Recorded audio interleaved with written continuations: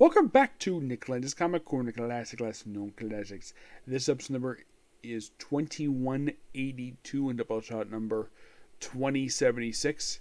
These two trades are basically very well focused on space characters, characters who came from space. First up we have is Supergirl, the Silver Age Omnibus, Volume 2. Now, if you're curious though when it comes to DC, this, if you think about it, it's one of a handful of omnibus books I've actually reviewed for them.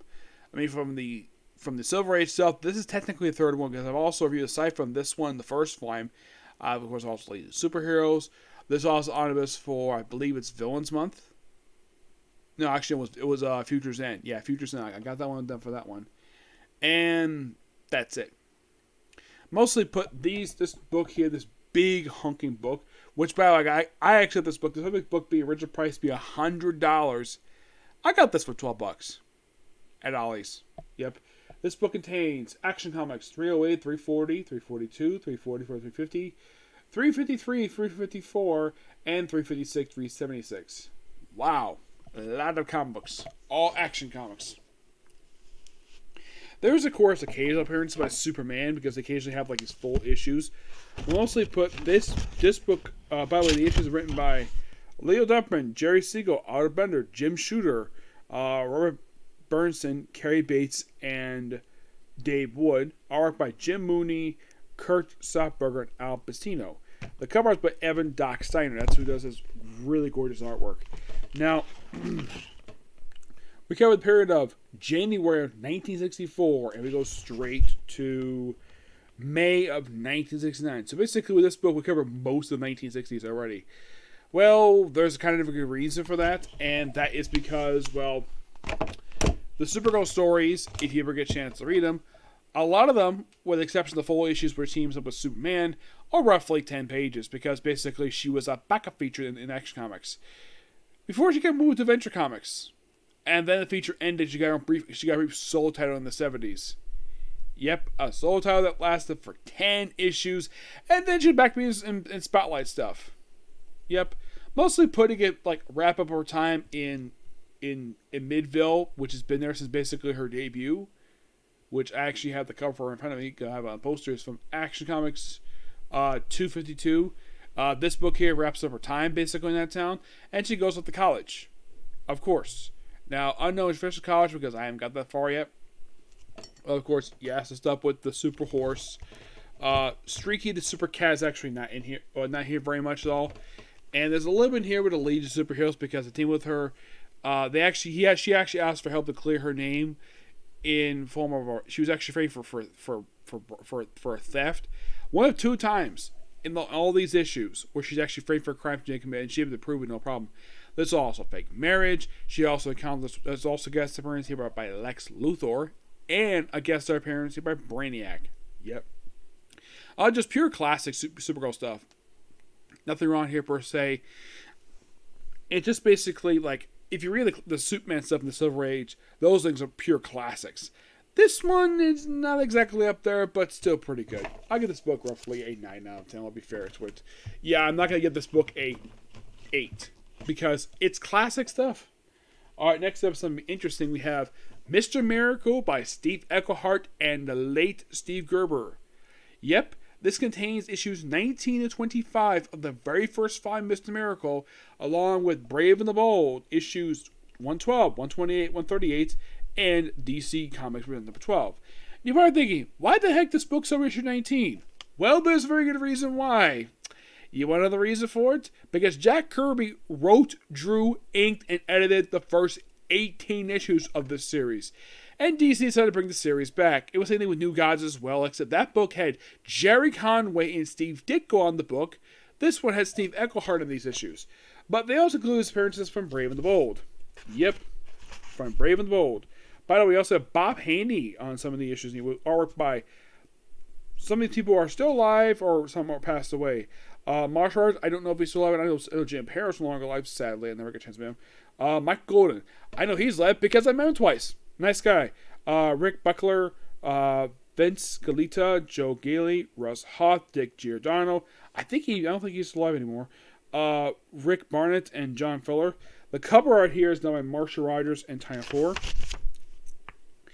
Basically, this book starts off... Now, the book covers from the period of basically April to May of 1974, and we conclude with August of 1979. Well, roughly 1 year after the final issue of the Mr. Miracle book came out. Yeah, mostly put, it's basically some team-up issues. The first issue is basically a team with it. Basically, we have three straight team issues with Batman. Yep, with the Brave and Bold issues in here. Let's see.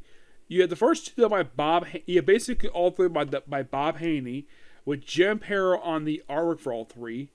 Now, in the case of the Mr. Miracle issues, it's basically Steve Englehart.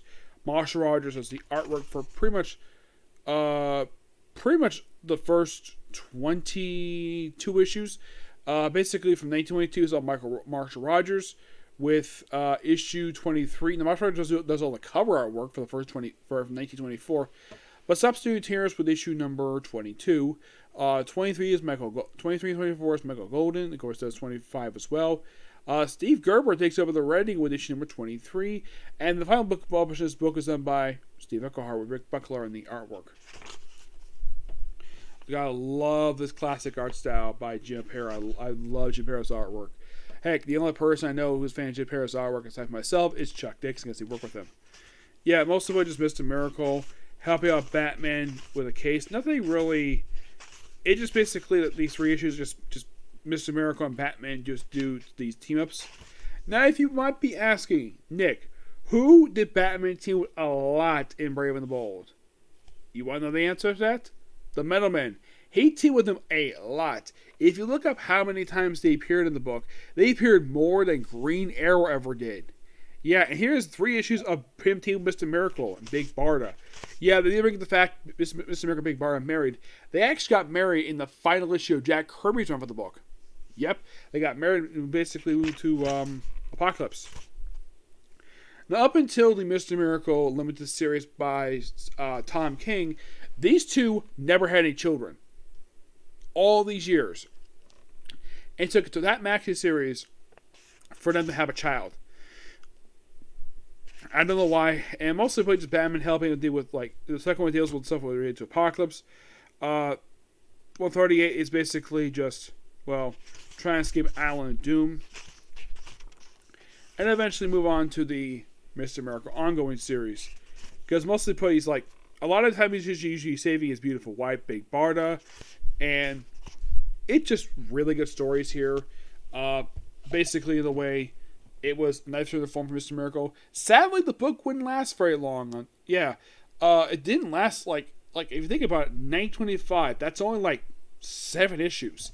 Yeah, I'm not really sure why DC canceled it for, though I'm thinking it was probably because of low sales. That's probably the reason why for it, and probably the reason why people weren't buying it because Jack Kirby, because basically, oh, Mr. Miracle's back, but Jack Kirby's not here. Yes, I think Jack Kirby not doing this title again, that's probably the reason the book didn't sell it so well. That is my personal theory.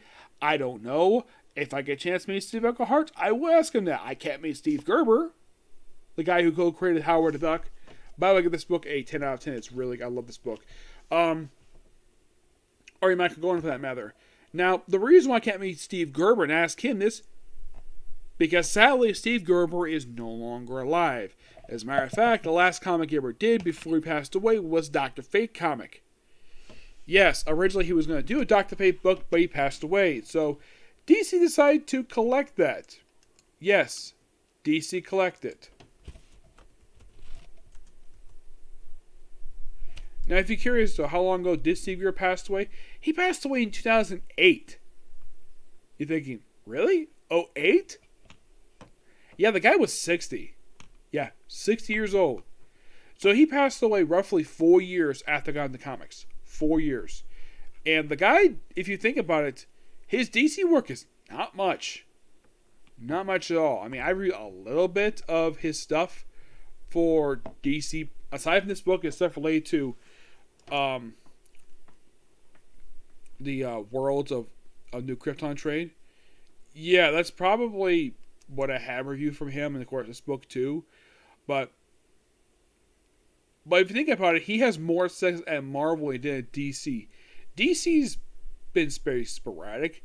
I mean, this is probably the earliest comic he ever did for them. And this came out, well, actually, second earliest, because the earliest comic he ever did for them was actually back in 1976 with the issue of Middleman. Yep. And after he did this book, he did Weird World Tales. Yep, he did Weird World Tales. And after that one, he did the backup story for Flash.